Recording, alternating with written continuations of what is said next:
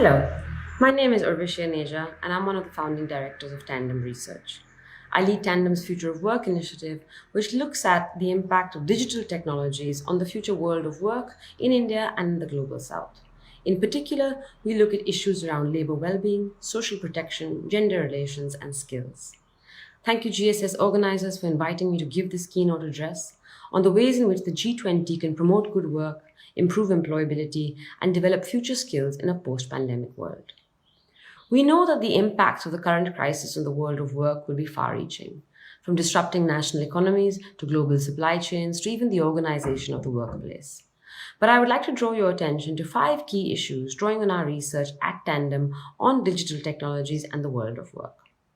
First, even before COVID, automation and machine learning technologies were contributing to job displacement across the globe.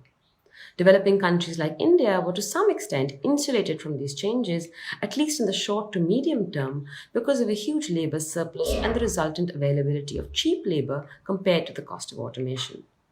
Will this calculation change in a post pandemic world as companies seek automation as a way to insulate themselves from the effects of the pandemic?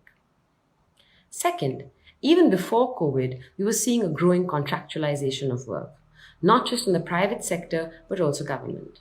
For most people, this also meant a degradation of labor conditions, fewer rights, less social protection, and more income insecurity. With a certain economic downturn, this trend is likely to get exacerbated, to the further detriment of labor. States in India, for an example, are already diluting labor laws as a way to boost domestic industry and attract new investments. Third, and related to this, with the financial crisis of 2008 and the resulting economic downturn, we saw a growth in the platform economy. This is likely to be the case even now with the decrease in the number of full-time jobs. But if the past 10 odd years of the platform economy is anything to go by, this will not be good for most workers. Workers will have little income security, no social protection, and limited opportunities for collective action or bargaining. The current COVID crisis has in fact highlighted just how precarious gig work is, with platforms refusing to take responsibility for the health, safety, and financial security of their workers. Fourth, there are already huge differences in men and women's participation in the labor market. In India, women's participation is actually declining, and it's one of the lowest in South Asia. With digital technologies, we were already worried that women might be more susceptible to the impacts of automation as they occupy many of the entry-level jobs. With COVID-19, this trend is likely to increase. Many of the industries that are likely to be most hit by the crisis, like hospitality and tourism, are those which employ many women. Equally, as work from home continues for many industries and for many countries, women will now have a greater care burden. And finally, countries around the globe, particularly in developing countries, were already under pressure to adapt education systems and reskill their populations to adapt to the changing world of work in light of digital technologies. In India, for example, there's already a huge mismatch between the demand and supply of skills, even while millions continue to lack access to quality education and stable employment. Now, as many industries shrink and newer ones arise, a new set of skills will be required. Further, a greater level of adaptability will be required to respond to the changing world of work. So, in one sense, what we are seeing is that many of the changes associated with the so-called future of work are now very quickly becoming the present of work.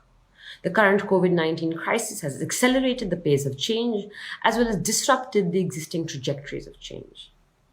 So, what can the G20 do to develop future skills, improve employability, and encourage good work in a post-pandemic world? One, it will be increasingly important to de-link employment from social protection. This will become increasingly important not just because of possible job displacement, but also because of the increasing platformization and contractualization of work, even within traditional industries. This might imply, for an example, revisiting conversations around a universal basic income. Second, we need to think creatively about job creation and make it align with societal goals. For example, we should train more nurses and more doctors to build better public health infrastructure, or invest in the public education system with more schools and more teachers, which could also make social distancing norms easy to abide with as well. This crisis has shown us just how weak public infrastructure is, whether it's health or education or other social sectors.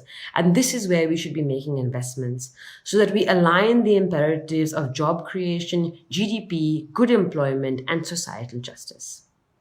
Third, we need to start recognizing and remunerating care work.